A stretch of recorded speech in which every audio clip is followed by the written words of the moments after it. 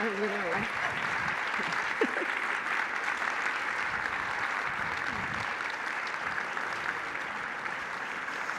when I got backstage, the first thing Ezra said to me is, like, did you watch the State of the Union? And I was like, no, because I was driving from El Segundo, because that's where the LA Times is. And then he shows me a GIF of Nancy Pelosi ripping up President Trump's speech. Wow. So this is why we're polarized.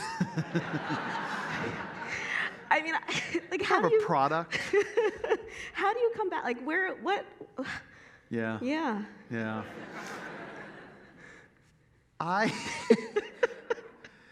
So I have a section in the book where I talk about a couple years back, Joe Wilson, who's a Republican representative from South Carolina, I believe. He shouted while President Obama was talking about health care, and Obama said correctly that the health care bill did not cover undocumented immigrants, and Wilson shouted, "You lie."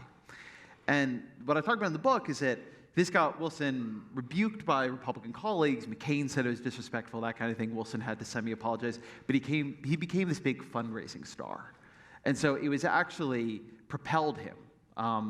The party may not have wanted him to do it, but it was in some ways good for him to do. That aside, that kind of specific campaign finance dimension aside, this only is going in one direction. I mean, the big story of the book is that as the parties become dramatically more different, as their behavior becomes more different, their ideology becomes more different, their demography becomes more different, and in particular, as the Republican Party becomes more anti-system and nominates somebody like Donald Trump, the range of behavior that begins to be rational, appropriate, and also emotionally warranted changes. On some level, there's a part of me that is going to get in trouble if I ever say this on Twitter, that is like a little shocked to see the Speaker of the House rip up the President's speech after the State of the Union. There is still a ceremony there about democracy and not transitions of power, but the ceremonies of American government that feels important. And on the other hand, Donald Trump spent that entire speech lying, like a lot. And he chose, as a finger in the eye of the Democrats, during the middle of the State of the Union, to give a Presidential Medal of Freedom to Rush Limbaugh. So you guys didn't hear about that, okay. You guys don't watch the State of the Union? So what you're seeing in this State of the Union was a collision of... Yeah. Yeah, like it's... Yeah.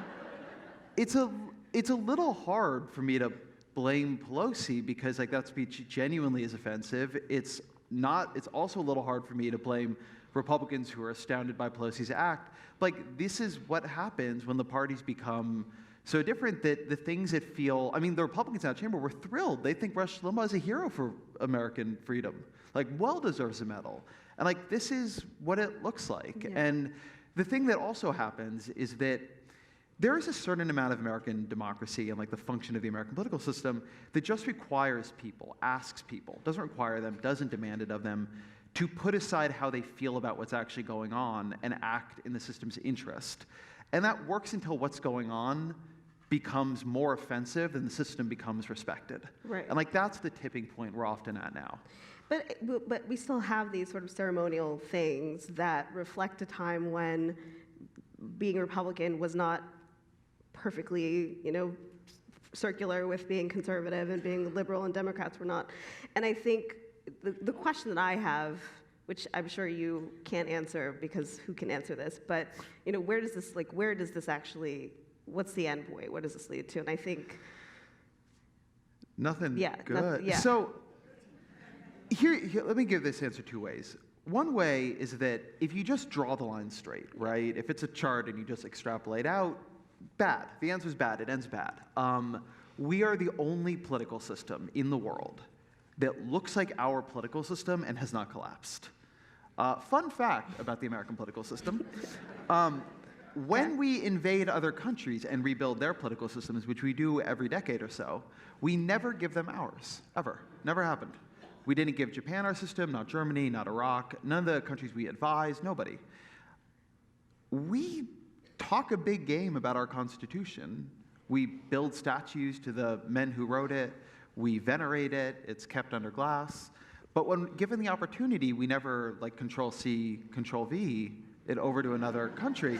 And the reason is it's an unstable form of government. We know this because we've watched it collapse into instability and chaos elsewhere. And the reason that happens is that it creates simultaneous forms of democratic legitimacy. So you can have a President Obama and a Senate Majority Leader Mitch McConnell, a President Trump, and a Speaker of the House Nancy Pelosi, and no actual way to resolve their differences over long periods of time. If that maintains as the case, systems like that fall into chaos because eventually there is a difference, both irresolvable under the normal functions and processes of government, but too significant for the public to permit it to be unresolved.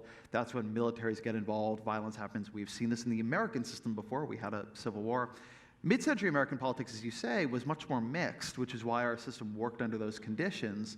The differences in American politics, and they were just as deep, if not much deeper than they are today, they didn't map onto parties, so they didn't become unresolvable under the terms of the system. But things can change. I don't think you should just imagine the line will go straight out. Demography changes. I mean, a lot can change, and we can talk about what can change. But if nothing changes, then what we have is a political system that doesn't work amidst polarized parties that are becoming more and more polarized. And it's not I mean, my dad's a mathematician, and I'm not, but you don't have to be unbelievably good at math to realize that equation doesn't solve. And yet, you say, and this is a spoiler because it's from towards the end of the book, I don't consider polarization on its own to be a problem. Right. Which I was not expecting when I opened the book. It's because it's the political system that's a problem.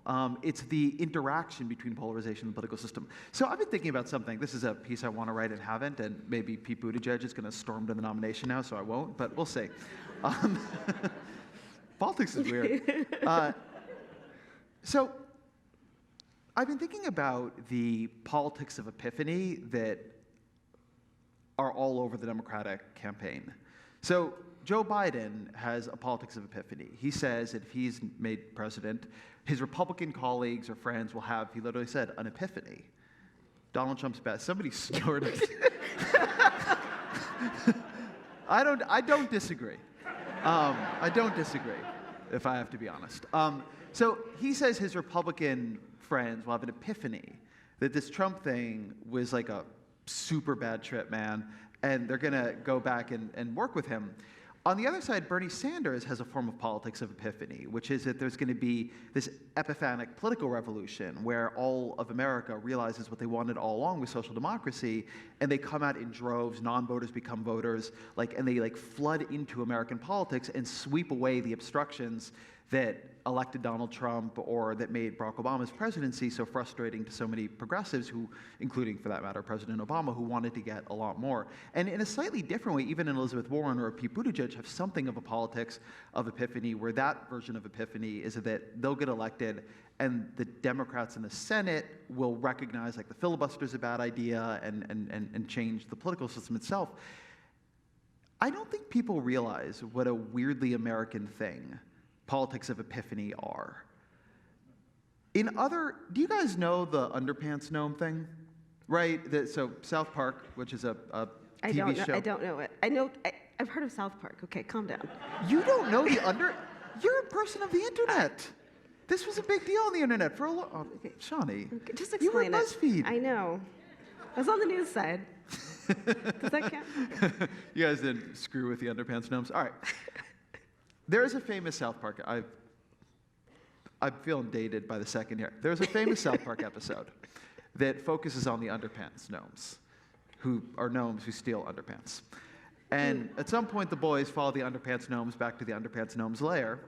I'm a serious political pundit, just to remind everybody in this audience. My book, it's very stark, as you can see. So they follow the underpants gnomes back to the underpants gnomes' lair, and they're like, why do you guys keep stealing the underpants? And they say, well, we've got a plan. And they say, step one is they pull down this, it's a much beloved meme, they pull down this thing and it says, step one, steal underpants. And then step two is just 5 question marks, and step 3 is profit. I've seen that. Yeah, see? Okay. So, they're not a name. Yeah. American politics has this constant step 2, question mark, question mark, question mark, question mark, where it's like in other countries, it's like you win the election, then you pass your policies. because winning the election is the same thing as having a governing coalition that can pass policies. In America, you win your election, and then like something needs to happen for you to pass your policies. And usually that thing doesn't happen. Bill Clinton wins and doesn't pass health care reform. Barack Obama wins and doesn't pass cap and trade and doesn't get a public option. Donald Trump wins and can't even build a wall.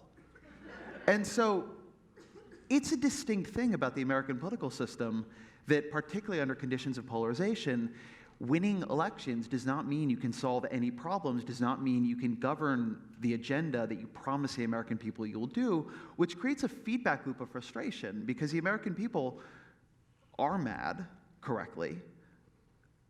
They elect people to office being told their problems are going to get solved, that their lives are going to get better. And then all they hear is excuses for why nothing has happened. And you have to be, not only do you have to be a congressional reporter to understand why shit doesn't happen, but I know a lot of congressional reporters, and they mostly don't understand why things don't happen. So it's very hard to assign blame and accountability. So that's why I say polarization just means the parties disagree. It's fine. Parties are supposed to disagree. Like, that's okay. Mm-hmm. We can talk about why people thought it used to be a problem the parties didn't disagree. It is okay to have parties that disagree. We are afraid of disagreement in American politics in a way we shouldn't be, but the reason we are sometimes right to be afraid of disagreement is that it means you can't govern. It means you're endlessly trapped in the disagreement phase of conflict. You never get to resolution. It is not the case that the way it works is somebody gets elected, we argue, they pass policies, the American people look around, decide if they liked it or not. You just get elected, then you just argue, and then soon enough it's an election again. And like, that sucks. Does it? Here we are again. I don't. Yeah, I mean, you're not enjoying it. It's fine for me. I got a book deal, but it's bad for the country. I mean, good for journalism. So zooming into the great state of California, within which we reside, we are from here, and I'm recently returned from New York. So glad to be back. So we have essentially one-party rule here. Mm-hmm. And yet a lot of shit still doesn't get done. Yes. And that's the question. I can keep going. I mean, I was thinking the other day we ran a story about how housing prices, taxes, and liberalism are driving people to leave the state for cheaper lands. And so we not just don't have one-party rule, we have like a shrinking conservative population. I think that I'm trying to think of the word that can be on Spectrum television. The omnishambles of California governance is a more serious problem for progressivism than is often faced up to by liberals. So a couple things about California. One, it also, reflecting the larger American political system it's part of, has a bunch of weird veto rules. So for instance, you can't raise taxes without, I think it's a 2/3 vote in the legislature, which is in general not possible. You have Prop 13, a completely crazy proposition system in general.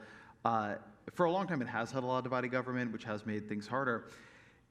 In housing in particular, you have this other issue that's really not, the fact that SB 50 has not passed is like a shame. It's like to California's great shame. But nevertheless, until they somehow take that authority back, what you have is a sort of vetocracy at every level, where you have these constant neighborhood councils and so on, and I've been to these meetings in SF, that just stop anything from being built. I mean, like, LA has this terrible homelessness problem, and to its credit, passed a proposition to fund doing something about it, and then to its discredit, nobody would let the city government build any homeless shelters. Yeah, we're very much behind schedule. You're so far behind schedule, and so what you see there is another version of this same problem, I think, which is that political systems that have too many veto points. It's not that the only forms of division and polarization are by party. As you say, California right now does have one-party rule, and we'll see how that plays out over a period of time, although right now I would not say the results are incredibly impressive. But they don't have one-party rule in the sense that they're able to do much on housing. I believe there was a floated plan by the governor to take back a fair amount of housing authority, that it was floated, presumably in the LA Times, but it was somewhere. There was an immediate huge outcry, and they dropped it instantly. The high-speed rail stuff is shameful.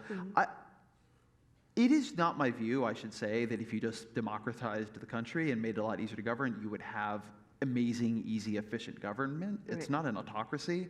It wasn't easy in the 20th century either. But this is crazier what's happening nationally. California, to its credit, is passing stuff. It is passing. It passes many bills every year. Many bills. It just set up postal banking. I mean, if the country were being governed at the pace California is being governed, I think a lot of its problems would be better. The problem in California, to just be blunt, is that people who have already gotten theirs in the housing market don't want to give up what they have. And what they have, be that views, be that what they feel to be the character of their neighborhood. And if you can't get housing right, that's one of the very fundamental things of governance. So if you've created a structure where the incumbents are making a lot of money or just feel comfortable with the way things are, California's not become a bad place for the people who already live here and have what they need. It's become a bad place for the people who want to live here or live here and don't have what they need, which is, again, I think a great moral failure of the form of progressivism a lot of liberals in California claim to practice. I'm up in the Bay Area, and there's a lot of Bernie Sanders stickers on cars among people who will not permit any housing built to make the place they live affordable. And those people are not progressives in the way they think they are. What they are is progressives on... What they are is like, they believe somebody else should be progressive. Okay. I mean, I think,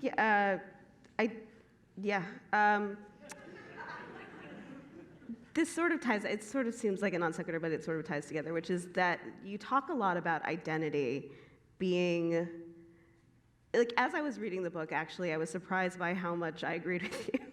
No offense.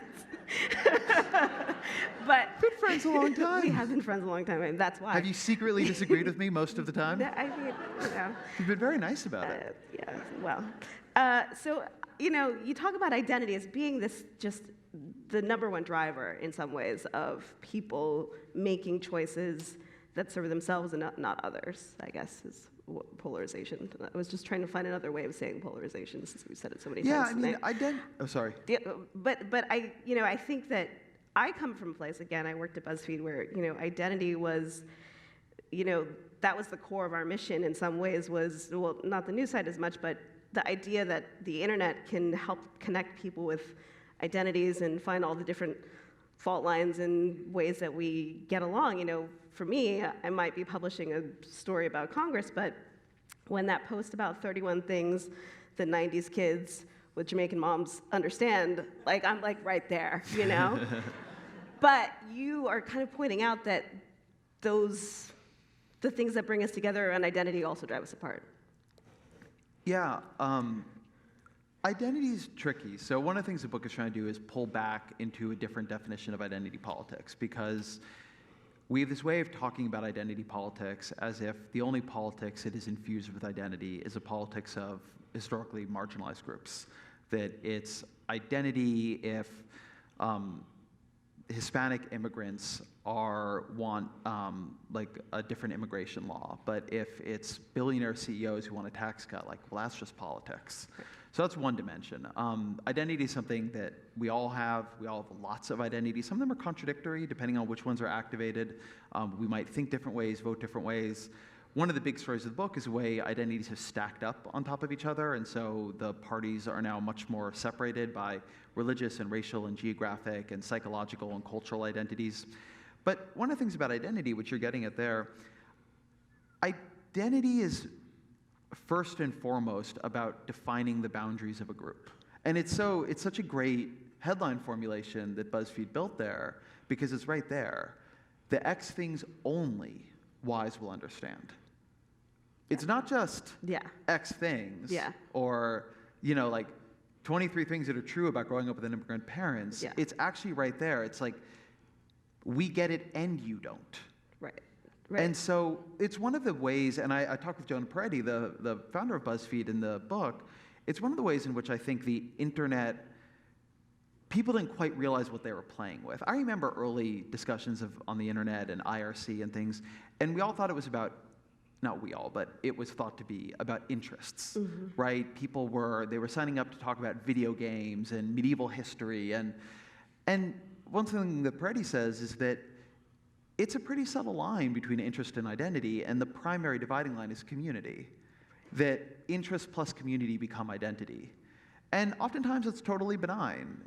It's like my time on the Tolkien forums. You know? Right, yeah, I mean, that's wonderful. I'm not kidding. But when these things become identities in competition, and I have a lot of psychological research on this in the book, but competitive group identity behavior breeds not just competition, but deep hostility.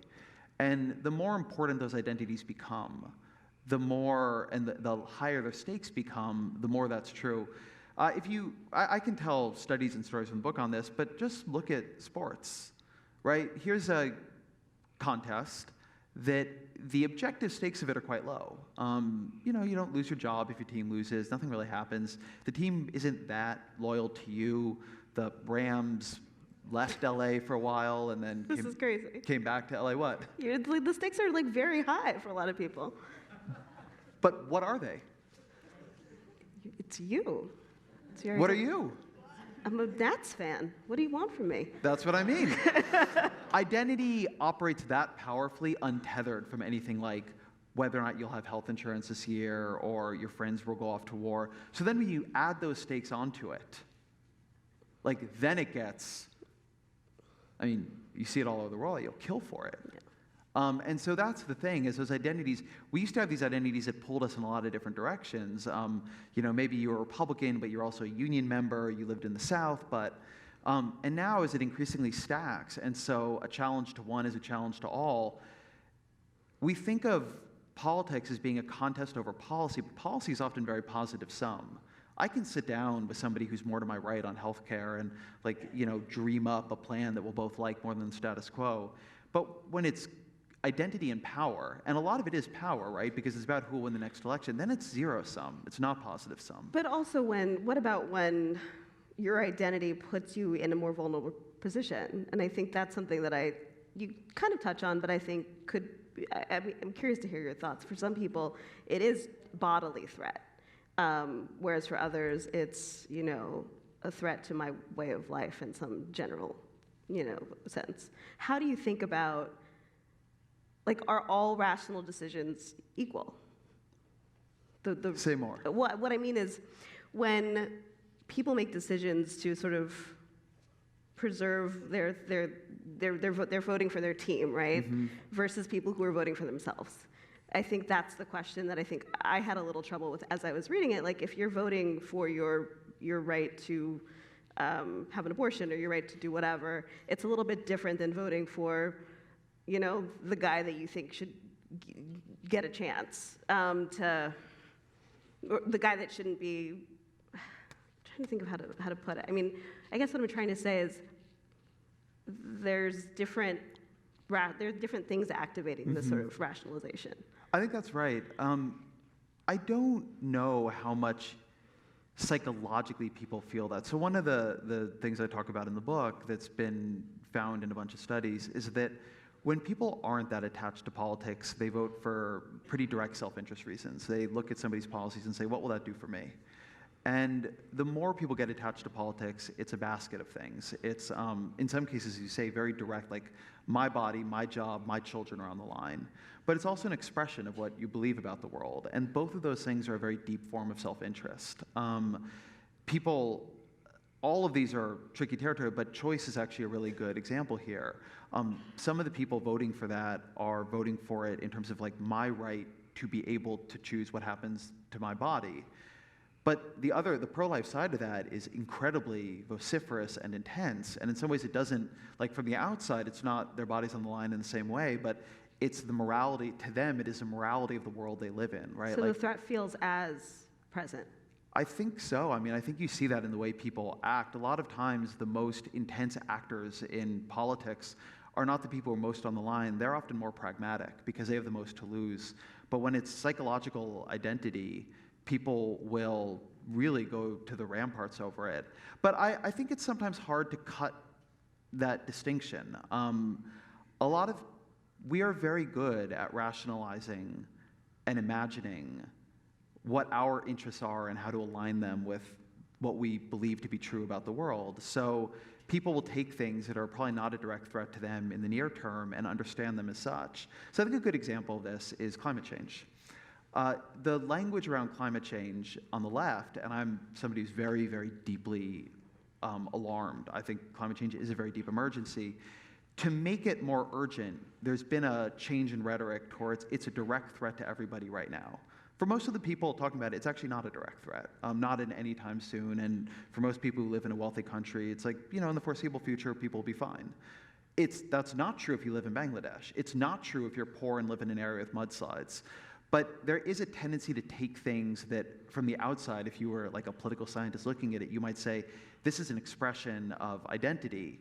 But it doesn't feel that way to people because they buy into it being an expression of security, right? Terrorism voters after 9/11. I mean, you probably weren't going to get killed by Al-Qaeda living in Boise, but like the amount of fear that people living in Boise had was very intense. So the only thing I'm saying on this is not to take away the real distinction you're making, but only to say that for a lot of people psychologically, that distinction is not how they experience it. And people vote sort of through their experience, not sort of through sometimes like what would seem to me to be like their rational calculation of interest. Great. Okay. So in my notes, I wrote Iowa caucus ... WTF. And I'm not sure I can do better than that. But, I think that the thing that, before last night happened, I had sort of a, more connected thought, which was that the Iowa caucus is, I think, every year it's sort of a beloved spectacle of some sort, maybe not so beloved, but it reminded me of one of the solutions, so-called solutions that you have in your book. Not so-called, I didn't mean it that way. I mean, I think you're right. I'm very unattached to the solutions chapter. It's like a hostage note. Yeah, I mean, it really is. So, but you do talk about ranked choice voting as a thing that you think, will reduce the power of swing districts and make third parties possible, which seems crazy to me. Like, I feel we're not too far gone for that. Oh, I mean, we're not going to do it. Oh, okay. Okay. It's funny. So the question of what if we move to multi-party is interesting. So Lee Drutman, who's a political scientist, wrote a book also about polarization, but his book is all about how multi-party democracy would solve polarization. And his basic idea is that in multi-party democracy... But it's okay. Polarization is actually okay. That's what he decided tonight. Yes, but he thinks that it would solve the political system's problem with polarization, which is to say that if you had more...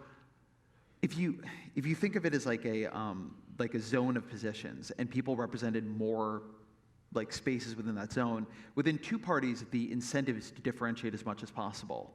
But if people could like kind of be all over, the possible compromises are larger, and the amount of party differentiation and arguably party hostility can be lower. I am not as convinced by this as he is. So I want to say that I think, and I kind of say this in that chapter, I think proportional representation plus something like instant runoff voting would be better than what we have. I am very skeptical it would be a solve to polarization, and particularly not if you weren't able to change some of the other weird geographic distortions in our system. So it's like you could do that in the House. It's much harder to imagine how you do that in the Senate, right, because the Senate is constitutionally designed to represent states. It's easy enough to get rid of the electoral college, right? Like you can imagine different things here. I don't think it's a fix for everything. I think it would be better on the margin, but I mean, as I say, I don't really see, I don't think we are going to, like a lot of problems, I don't think we are going to solve this one through a package of policy differences. I think what we're going to do is change.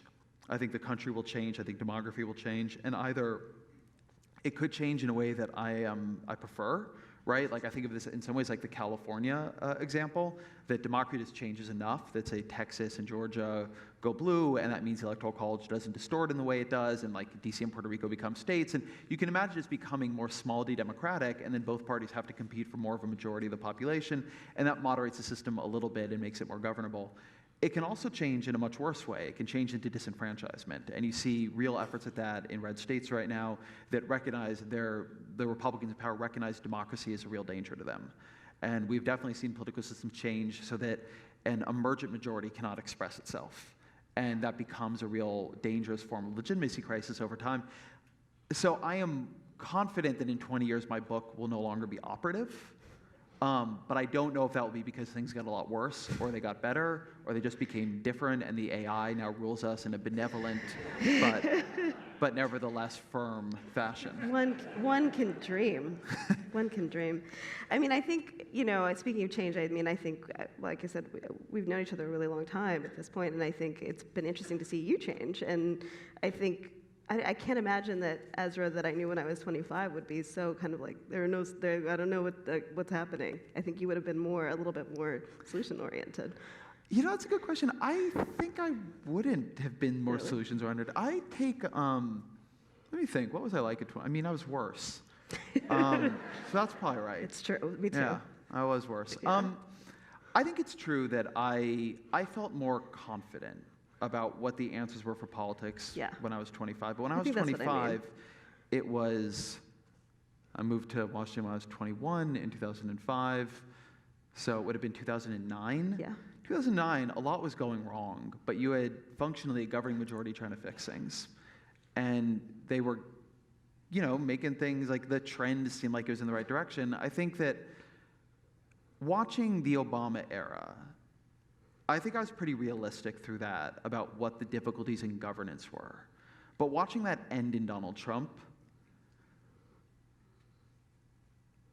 I sometimes say this is like, it's like you slip down Maslow's hierarchy of political needs. Like during the Obama era, I had this question of, well, policymaking in the Senate seems suboptimal. Then it's like, you go down, it's like, I wonder if the president's a white supremacist. Right? Like, I remember that happening, like, after Charlottesville, like, well, like, that's the more fundamental question. And so, I do think things are more foundationally broken. I will say that one of the things that has shook me in a deep way is not that somebody, not like a Republican one, and I don't even think at a policy level, Donald Trump has done as much damage as a lot of Republicans could have done from that office. I think it is entirely possible. I think he's done a lot less damage than George W. Bush did. I think it's entirely possible. Say more about that. The body count on George W. Bush is arguably in the millions. Like, if you just look at straightforward estimates of how many people ultimately died in the fighting in Iraq, the sectarian violence we unleashed, and so on, and then add in Afghanistan, certainly the hundreds of thousands, maybe the millions, the level of destabilization we're still living through. In many ways, I think Donald Trump is at least as much a product of George W. Bush as Barack Obama. I shouldn't say at least, I think less so, but still presently.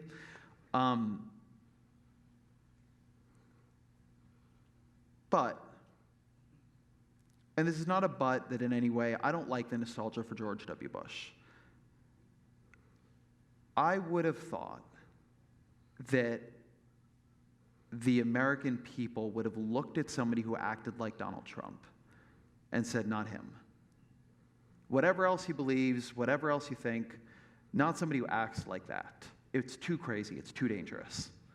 That there's just like some base level of risk aversion in the population, which can have other kind of dangerous things, like effective, savvy, slick-talking people can be much more dangerous, right? And I talk about that a lot, this possibility of having more strategic forms of demagogues or strongmen, et cetera. In some ways, what makes Donald Trump much less dangerous than he would otherwise be is the crudeness of it. But the fact that we had no defense even against that, I think it, at least for me, it forced a reevaluation of, well, does the system have any boundaries on it at all?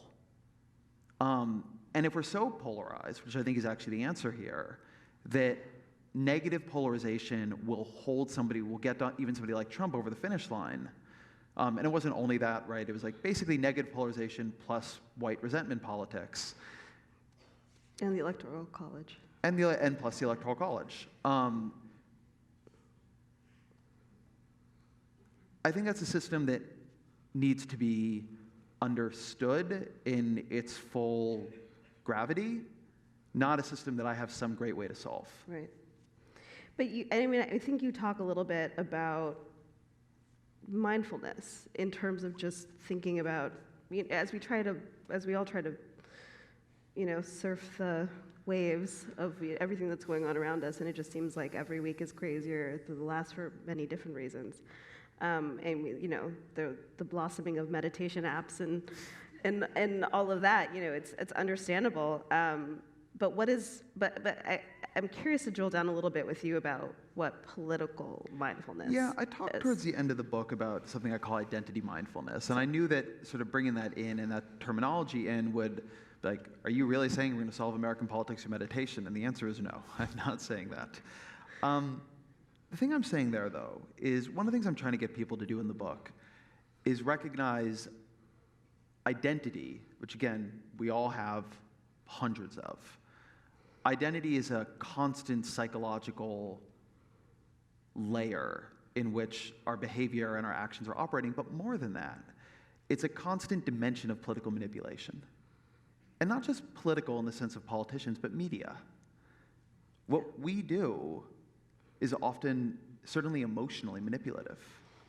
And I think those of us who are responsible try to be very careful with that, and those of us who are irresponsible are more combustible with it. But nevertheless... It's the nature of the work. Huh? It's the nature of the work. It's in there. Mm-hmm. And so one of the things I'm saying there is that given how powerful identity is, and given how many people are trying to manipulate certain identities in you, strengthening some and weakening others, and I talk in specifically, just as one big example, the constant effort to reinforce national political identity, even as state and local identities weaken, and I give a lot of evidence of how that's happening, that we need to be conscious and intentional, to use another one of my Bay Area words, about what identities we're trying to strengthen, what we're trying to use. And you talk about place. And I talk about place as one of those things that I think a very healthy identity that people could spend more time trying to build if they, in the sense of their political identities here, is the political identities in their place as opposed to their national ones.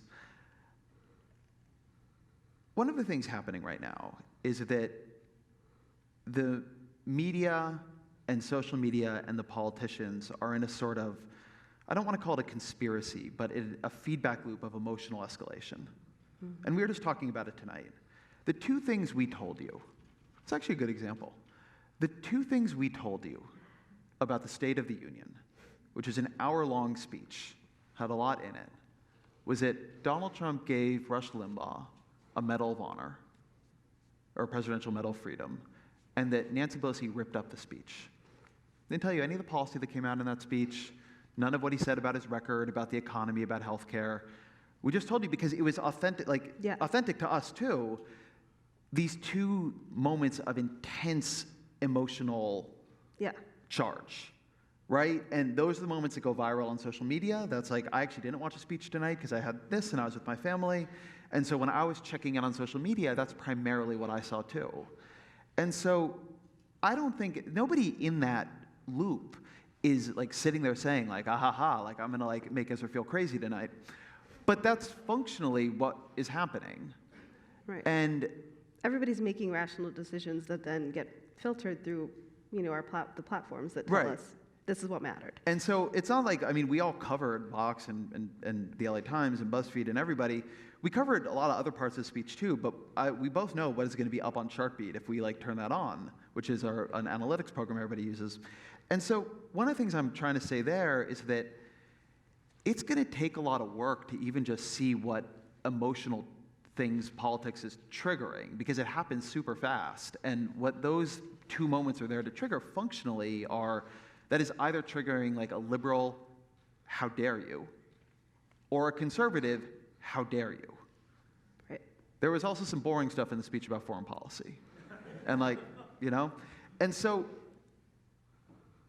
trying to, I think something that is healthy for individuals, I'm pretty careful in the book, I have a set of systemic solutions, right? Things we could pass that I think would make politics better that we won't pass. This part of the book is a little bit about how to individually deal with politics in a healthier way. And by healthier, I don't mean that just in a kind of California wellness way. I mean that, to use a term from Eitan Hersh, a political scientist, politics is for power. And you should have political identities that let you and help you and encourage you to make political change. And most of us, it's very difficult to change national politics, but you can do a tremendous amount in state and local politics. And the reason I tell people, think about what it means to build those identities. Be mindful of that. Subscribe to the LA Times, like literally. Like if you were in this room, do it. I grew up reading the LA Times. And I think about how probably if it were in this era, and prior to like the Shani Hilton revitalization of the LA Times, That's what it's known as. That's what it's known as. Like in that era, I like got the LA Times, or we got the LA Times. I listened to KCRW. Like I had a very strong like LA political identity. Now I probably would like have an online subscription to the New York Times. I'd listen to Vox podcasts. You know, like it would be like it's more national. Like I'd watch more cable news.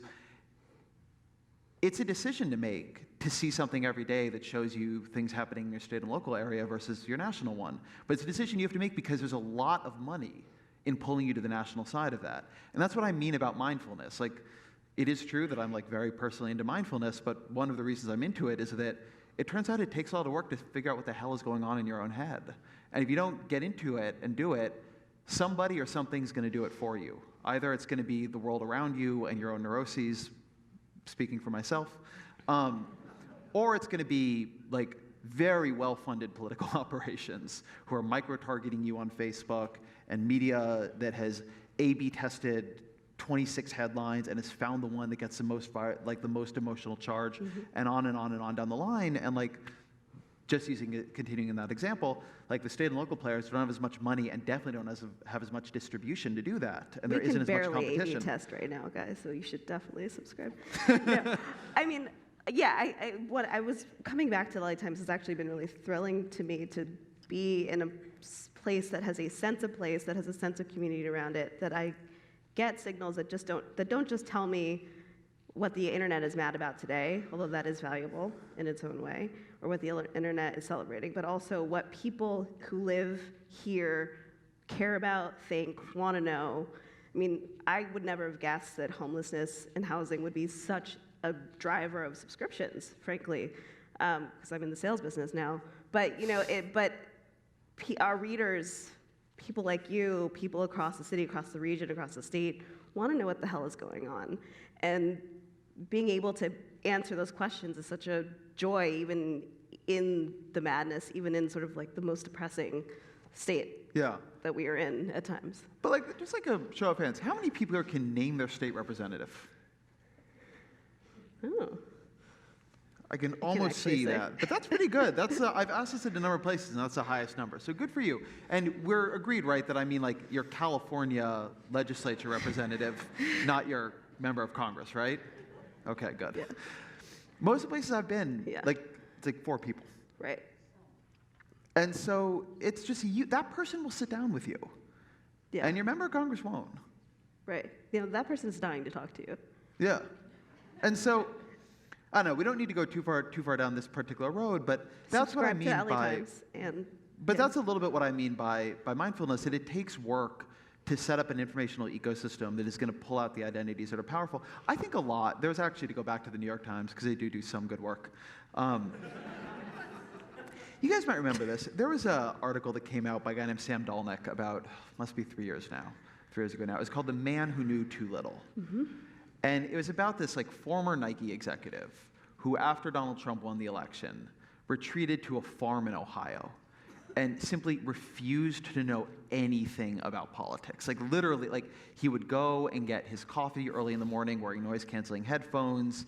He like turned off all internet. He wouldn't let his friends talk to him about it. He had gone to extraordinary lengths to know nothing. So he wouldn't see a paper. It was a kind of crazy article about a kind of crazy person. Iconic, I would say. Iconic. A legend in his own time. And the internet read this and like lost its mind. It's like, who are you? You wealthy, white, privileged person who's like not going to be hurt by any of this to retreat into your walled-in pond. Who are you? Like, how dare you? Deep in the article, there's this kind of interesting thing about how he'd gotten obsessed with a project, which was he had spent his savings buying a tract of land that used to be a mine, and he was restoring it as public land. And I couldn't get this article out of my head because, on one hand, like, look, obviously you should know something about politics and should not pretend that the mention of Donald Trump's name will turn you to dust. On the other, all those people being like, who are you? Well, it's like, who were they? What were they doing? Like, were they doing anything as helpful as restoring land? They were being mad online. Or were they just being mad online? Eitan Hersh has this idea of political hobbyism versus political action. Like, there's a difference between following politics as entertainment, which is bad because politics sucks as entertainment. It just pisses, like, there's actually entertaining things out there. My sister was telling me, do you know there's a podcast where, like, Jenna and Angela from The Office just talk about episodes of The Office? Like, that's entertainment. Politics is horrible. You should follow it because it's an important thing to do as a citizen, but it doesn't make you feel good. But so his point is, like, there's a real difference between politics, which is political activity, which is about wielding power in service of making the world better, and political hobbyism, which is getting emotionally engaged in politics and continuously expressing yourself about it. And this guy, in some very weird way, had gone all the way over from, like, he refused to in any way engage with political information nationally, but had fully invested in, like, a local civic project. I don't think we should all do that. And I'm only speaking for all of you because I'm a national political journalist and won't do any of this because I have a different job. But for people who don't have my job, being involved locally can be a really nourishing form of political activity where you actually change things. And if everybody did that, that is an important cross-cutting identity that would help a system that is built on local politics functionally to work better. But instead, we just, like, increasingly have this mechanism of taking political interest, turning it into national political outrage, and just, like, making everybody feel crazy and powerless because no problems ever get resolved because our system has stopped working. And, like, that's a terrible system. It's just bad. I agree. On that note, should we be taking questions from the audience? Many of you sent in some questions. Let's go through a few of those. Ezra, once on a podcast you mentioned that you considered becoming a rabbi. Why did you ultimately decide against it? And what are your thoughts about people/groups who strongly identify with their religion? Is this helpful, unhelpful? Thanks. Among other things, I decided against it because I realized I didn't believe in God, which doesn't seem completely like it rules you out for being a rabbi, but would be awkward. It's a little bit like being a political journalist who doesn't believe in the political system anymore, or the media. So this might be I'm always searching for something new not to believe in. What was the second part of the question? And this was, I thought about being a rabbi when I was, like, 8. How do you feel about people who identify strongly with their religion? I admire, people who identify with and live out, like, a true religious precepts, I admire tremendously. It is a hard thing to do. Something I love about religion is that most of them, if you take them very seriously, it requires a deep commitment to more than yourself. It's a kind of self-annihilating way of living. And the people who truly commit to it are some of the most profound people I've ever known, and wise. And it's not, I don't disbelieve in God or religion because I don't want to believe in something. I disbelieve in it because I seem to be unable to believe in anything. But I do not particularly love that part of myself, and I wish it were different. There's an argument that part of our polarization is that religious identity is weakened. In general, I don't believe that argument. I think that if you go back to times of high conflict, times of great social progress, and great social backsliding, you'll find religion in all of them. And so it's too broad of a category to say how you feel about, to me, people in it, or even what effect it has overall in politics. But the people who live deeply within a religious faith and do so with a sense of compassion as opposed to dogmatism or superiority are remarkable people, and I admire them tremendously. There's a follow-up question on religion. Would you comment or appreciate some feedback on Franklin Graham's embrace of Donald Trump versus where his father stood on what's right and wrong? I don't think the world hugely needs my commentary on Franklin Graham. One thing I talk about in the book is that all of this is happening, all this being politics, happening at a time of very intense social change.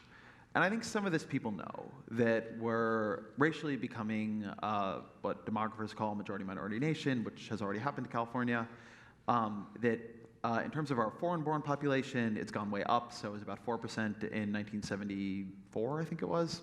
It's something like 14.5% now. It's a little less known that this is happening in religion, but I actually think this is one of the more powerful drivers of some of the sense of particularly apocalyptic politics you see on the right. So above the age of 65, 7 out of 10 Americans are white and Christian. Under the age of, I think it's 30, 3 in 10 are. People with no religious affiliation are expected to pass Protestants as the largest religious group, sort of religious grouping, in about 2040. And then in the Democratic Party, the religiously unaffiliated are now the single largest religious group. So there's a sense among particularly white Christians and particularly white evangelical Christians who form a tremendously potent base of Trumpian support, like Graham, that they are under siege, that the country is becoming unfriendly to them, that Christian religious practice is under deep persecution. You see this not just in sort of the crazier parts of it, but William Barr, the Attorney General of the United States, just gave a series of speeches, including one at Notre Dame and then one to the Federalist Society, where he talked about this not being an era that is normal like other eras, that this being an era in which a secular left is seeking and potentially succeeding at the destruction of religion. And there's a lot of that kind of rhetoric and all that. I don't think it was Graham who said this, but it was Falwell Jr. who said, what was it? I have it in the book. He basically said that too many Christians keep looking for somebody in politics who will turn the other cheek, but what we need is a street fighter. Somebody on Twitter described this as rejecting Jesus' teachings to own the libs, which seems correct as a description of it, and also I think speaks to, this is why I was very careful in what I was saying in the previous answer, that I admire people who live out the tenets of their faith in a deep way, and I don't have nearly as much admiration for the people who have turned their faith into just one more identity that disciplines them not at all and drives them towards more erratic and confrontational, both political and personal behavior. Maybe the next question could be not about my thoughts on religious people, though. Ezra, in a public setting, for us to have a chance to get past some of this polarization, I feel we need to have more quote-unquote McCain moments where he stopped and corrected someone in a debate about something absurd he said about President Obama. We don't see this happening from our current president or hardly anyone in his administration. And by not saying anything, such behavior is essentially encouraged. Will that climate ever change? What can change that? Will someone within do something? I'll just say that the McCain moment under consideration here, during a town hall, someone said, Barack Obama, he's a Muslim, and McCain said, no, he's a good Christian man. I'll say two things about that. One, as some of my Muslim friends have noted to me, this take nothing away from McCain, who was pushing back on one of his potentially own voters there. It's not the greatest look for Muslims for like the moment of great bravery to be like, don't worry, he's not a Muslim. So I want to just note that because it's easy sometimes, I think, to like normalize what was happening there, even as you're trying to praise McCain. I admire many of McCain's moments of pushing back on the worst in our politics. I think he was a very good and decent man. Those moments were not enough to stop our politics from moving in the direction it did. McCain was ultimately pushed aside, obviously, by Trump. And I do think, and this is, again, not to take away from his own legacy, but is simply the fullness of it, that he did that, but then a couple months later, he picked Sarah Palin as his vice presidential running mate, who in many ways I think should be properly understood as a forerunner to Donald Trump. And so that was partially polarization at work. McCain needed someone, among other things, who would excite his conservative base, because he didn't, in part because he did things like that. So what you're seeing in McCain is a complexity of this kind of structural moment. McCain would continue to sort of weave in and out of it for the rest of his career. He had a remarkable moment stopping Obamacare repeal. He had less remarkable moments buying in after having been a pretty brave Republican voice on climate change, buying into various forms of climate denial and really abandoning that fight. So McCain, like many in politics, I think McCain had a lot more capacity to stand up to the winds and trends of politics than many, but he also reflected some of those trends too at the same time, because everybody is in some way or another somewhat subject to the system they're in. So something I say in the book repeatedly is that individuals reflect systems. You can't, a McCain isn't enough. You need to change the system itself. Ezra, there's a lot about race and constitutional structures in your argument about the factors driving polarization. This questioner says that certainly makes sense. How big a role do you think the sexual revolution, broadly defined, has played in this growing chasm? Oh, that's a really interesting question. I don't know. I don't know. I could probably come up with some bullshit off the top of my head, but I don't know. So somebody like Ross Douthat would tell you that that is a central driver. That we've had this like move towards libertinism, that this is part of what I was talking about with this sort of post-Christian culture war, this feeling among the Christian right that they have lost in a profound way. If you had Jerry Falwell Jr. up on the stage, or you had Graham Jr., that would be part of it, right? The sense that they were trying to be nice for so long and look where it got them. Porn everywhere. And there's this, there's this debate on the right now that small government republicanism, which I don't know where we've not had that maybe ever, but we definitely don't have it now. But this debate that the libertarian streak in republicanism that you shouldn't, has like been a handmaiden of this, and instead, like the correct way to do politics is like the government, like literally, this is a big debate on the right, the government should ban porn, which, I don't know, maybe it should, but I think that you are seeing among the things happening, among the very combustible issues in politics, a sense that the cultural space in American life has been overwhelmingly won by the secular left.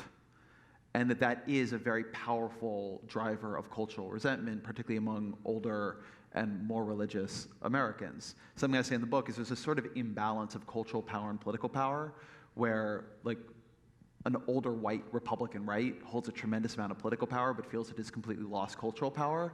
A younger, more urban, more diverse, more secular left holds a tremendous amount of cultural power but feels like it cannot wield political power. And that's created, instead of a sense of like, power has shifted, nobody's in control, and both sides want the form of power the other one has. So that's a part of an unstable equilibrium we're in. The conversations around polarization today seem to be centered on, based on the geographic distribution of power. But states like Texas have seen dramatic shifts in voting patterns, or Georgia. Could we not be in a position that if we just wait 6 to 10 years for demographic trends to play out, that we'll see a 60 electoral vote swing towards Dems and the Republican fever breaks?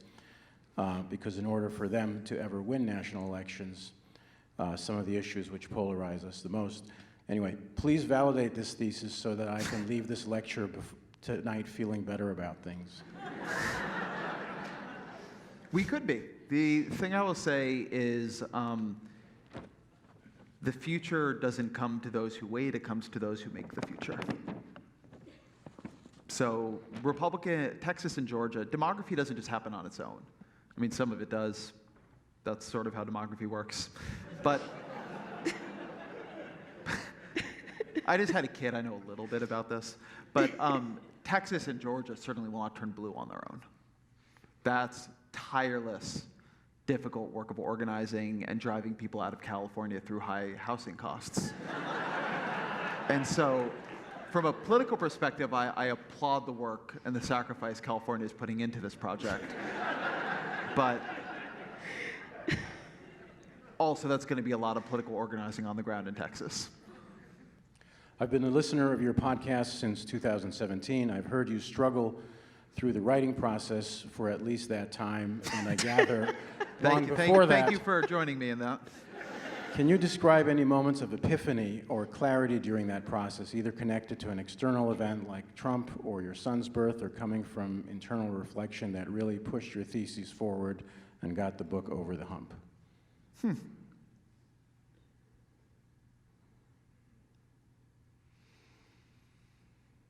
I don't think it was a book built on epiphanies. I will say that the one chapter that my work had not prepared me to figure out how to write in advance. I mean, everything in it was hard, because books are just hard, and I hope you all enjoy it, because a lot of blood was left on the floor. But I got to pretty late in the book, and I knew that I was going to have to deal with asymmetric polarization, the Republican-Democrat divide. Why have the two parties reacted so differently to polarization? And I felt pretty confident because I had read a bunch of books on asymmetric polarization, and I was like ready to do that, and I was going to do it. And then I started writing, and I realized I knew that asymmetric polarization had happened. I'd read all these books on it, but I didn't know why. Why was it that the Republican Party had become this very different form of thing than the Democratic Party? Why was it that Donald Trump was what the Republican Party had become, whereas the Democratic Party, say what you will, had nominated the next in line candidate in 2016, had the same people running in the House leadership that it had in 2006. What was happening? The parties were so different. So I went back to those books that I'd read, and I realized that as great as they were, they actually didn't have an explanation.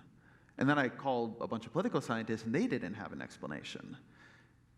And so I realized that we had this observation of asymmetric polarization, but actually not a causal mechanism. And that was a chapter I really had to hack through the brush on. And I wouldn't say that there was a moment of epiphany, but I had very different versions of that chapter a number of times. I had stuff working on political psychology, and it kept not quite being there. And it took some time for me to work through enough of the literature and see what was happening clearly enough and try to build a theory until I got to where what is now the penultimate chapter is, which is understanding that this sorting process had sorted the parties extremely unequally. That we had a language that was still symmetrical. The Democratic Party is diverse, the Republican Party is homogenous. Those actually sound similar, the same number of words. But those are super different. The Democratic Party is a coalition of coalitions.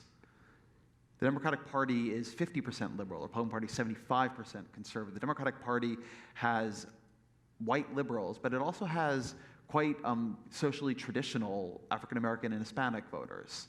The Democratic Party has to win center-right voters because of geography in the Senate and in the House and in the Electoral College. So I'm actually quite proud of that chapter, because I think that's one where I would say a lot of these chapters are arbitraging political science, right? They do great work, but I'm a better writer. And that chapter was one where I felt that I was able, through doing a lot of work, doing a lot of reporting, really, really testing out hypotheses and finding they weren't good enough, to add something that I think is new to the conversation. So I'm proud of that chapter, but it sure as hell wasn't an epiphany. Yeah, I don't want to gas you up too much, but I did find that chapter to be very persuasive. Thank you. A couple more questions. I don't want to gas you up too much. I found that chapter persuasive. Don't worry, I'm not gonna. I'll manage to keep a. You know me. Two more questions. First one, Ezra, do you see any parallels or comparisons between polarization in the U.S. versus Western Europe? It's interesting. So a study came out after I completed the book. It actually just came out 2 weeks ago.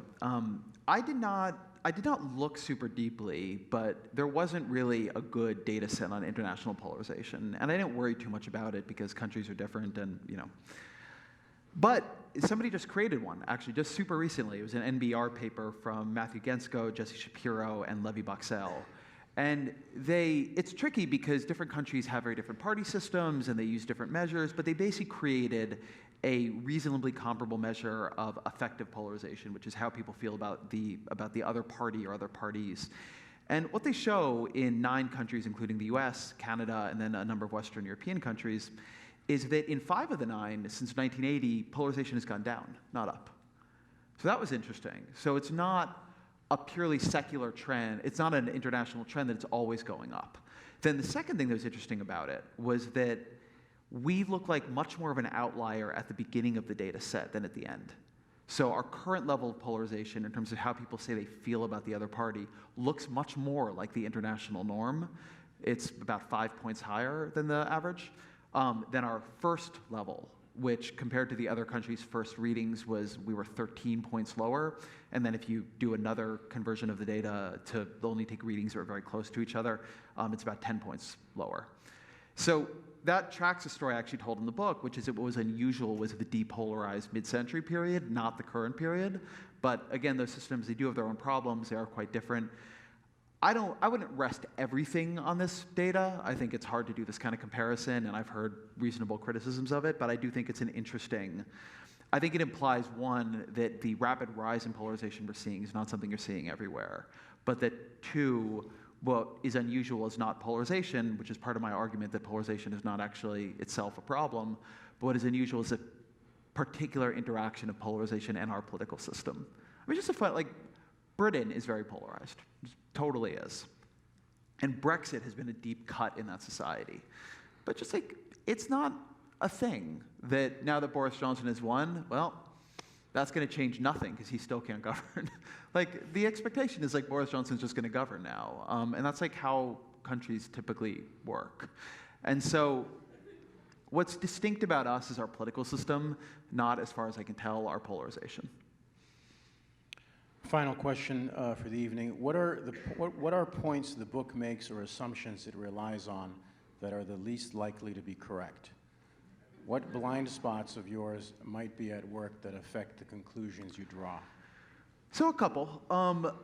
One is that I have a definite tendency towards systemic analysis, and it's possible that there is more individual room for choice and action than I give credit for. That if other politicians had made dramatically different decisions, we'd be in a pretty different place.